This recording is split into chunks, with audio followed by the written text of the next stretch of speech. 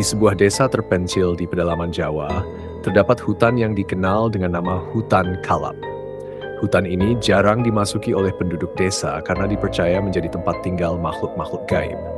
Legenda turun-temurun menceritakan bahwa siapapun yang masuk ke dalamnya setelah matahari terbenam tidak akan pernah kembali.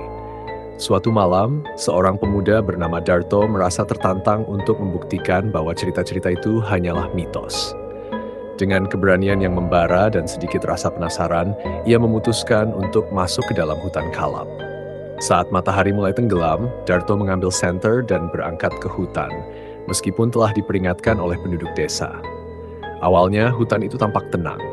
Darto hanya mendengar suara burung malam dan desiran angin di antara pepohonan. Namun, semakin dalam ia masuk, semakin aneh suasana di sekitarnya. Suara-suara mulai berubah menjadi bisikan-bisikan yang tak jelas asalnya. Bayangan-bayangan mulai muncul di sudut matanya, namun ketika ia menoleh, tidak ada apa-apa di sana.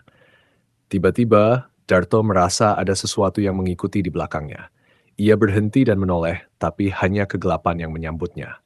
Rasa takut mulai merayapi tubuhnya, tapi ia memaksa dirinya untuk tetap tenang. Namun, langkah kakinya semakin berat, seolah-olah ada sesuatu yang menariknya kembali.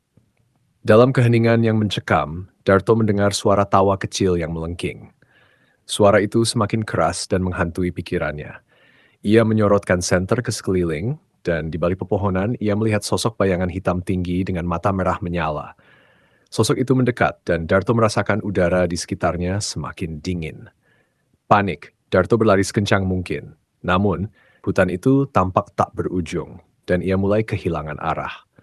Suara tawa itu berubah menjadi jeritan yang memekakkan telinga, membuat Darto hampir kehilangan akal. Tubuhnya menggigil dan kakinya lemas. Akhirnya Darto terjatuh ke tanah, tak mampu lagi berdiri.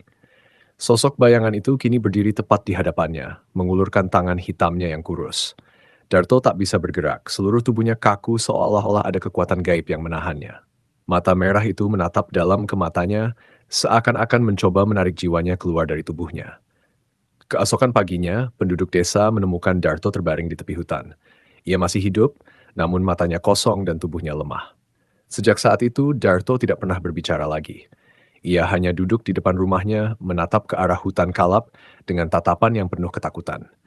Tidak ada yang tahu apa yang sebenarnya ia lihat di dalam hutan, tapi satu hal yang pasti, Darto tidak lagi menjadi orang yang sama. Desa itu pun kembali tenang, namun setiap malam, beberapa penduduk masih mendengar suara tawa dan bisikan di tengah hutan, seolah-olah bayangan di hutan kalap sedang menunggu korban berikutnya.